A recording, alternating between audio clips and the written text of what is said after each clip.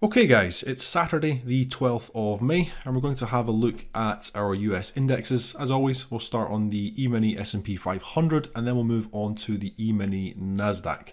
I wasn't able to get the video out last weekend, unfortunately. I just had other commitments that I couldn't get out of. So, S&P 500 first of all, we were looking at that potential price squeeze. We were looking at the sloping resistance and sloping support as the potential breakout levels. Broke out last week as we started to break up above. Obviously, the market's making very, very strong bullish movements, and we've came all the way up into our top zone at around about 2730. So coming into next week, what are we now looking at? Well, first of all, we're keeping our eye on the break of this triangle. We're also looking at potentially this nice strong double bottom starting to break. So we're starting to break up above that central point of the double bottom, giving us a potentially bullish sign on this market. So pullbacks on the S&P to this zone,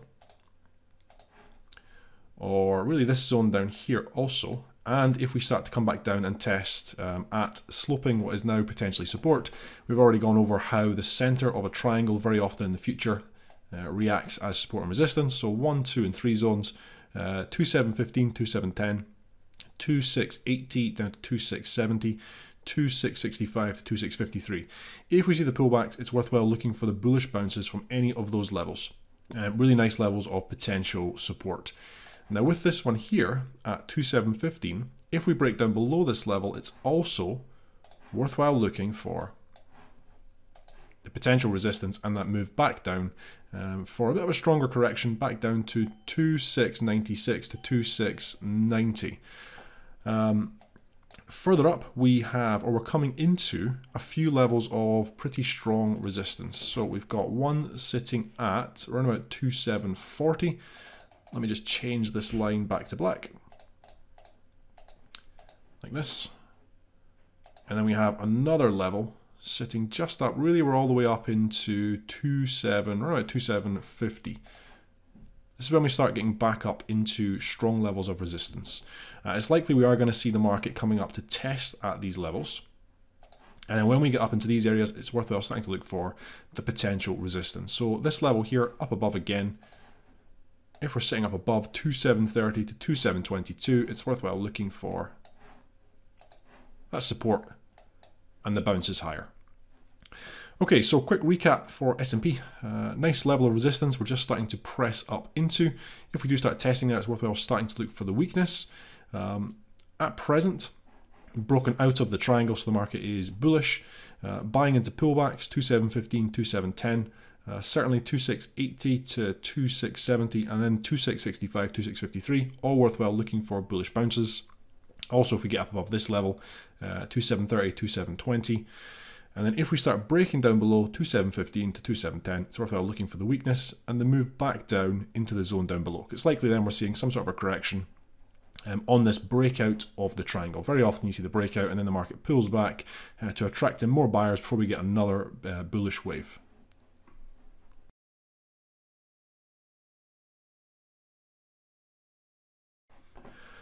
Okay guys, now let's do the exact same thing for the NASDAQ. So again, with this market, we had the more defined triangle. We also had that double bottom and we've started to break up, found resistance at our zone, the pullback, the test, and then we've continued on this bullish move up into that level that we went over how above here.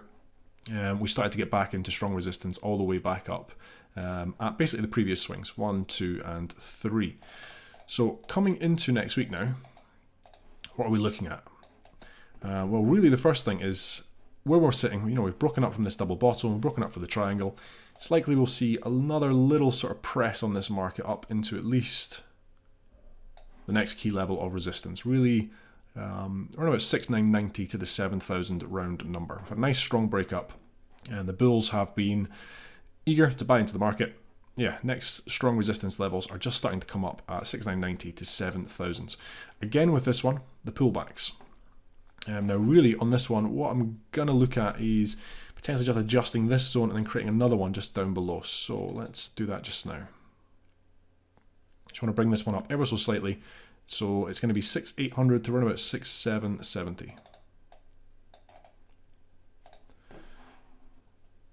Pullbacks down to this level, good area of potential support. I've also got another one sitting just down below there at 6740. Really down into 6710.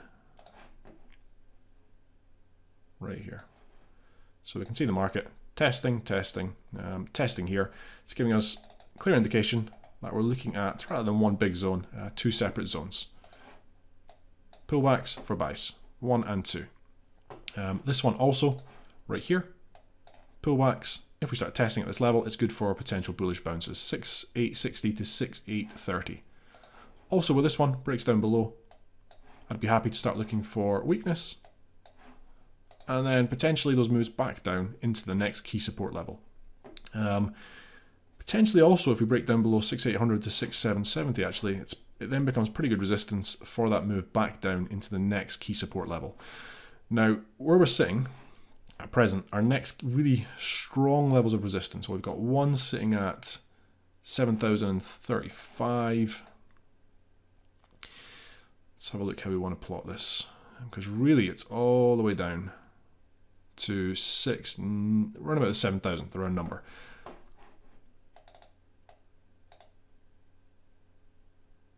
Okay, so we're going to do 7,017 to 6,990. For me, this is the next key resistance on this market. If we're pressing up into this level, it's worthwhile starting to look for the weakness coming back into NASDAQ. Now, really, we've got previous swing point here, but for me, it's really giving the clues now that this is really where the buyers and the sellers are interested in the market.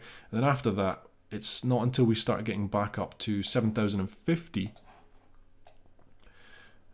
toward 7,075 right here. So if we do see the press up into that 7,000 level, resistance and resistance on this market. Really the key levels for potential support are all the way back down here. And then we've got a couple sitting in between. We've got one sitting at 6,940. Really towards 6,930.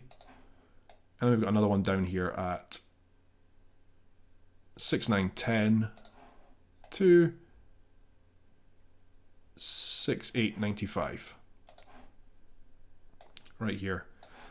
And right here. Now it's a bit, a big strong bullish move up. So potentially, yeah, good for support and support.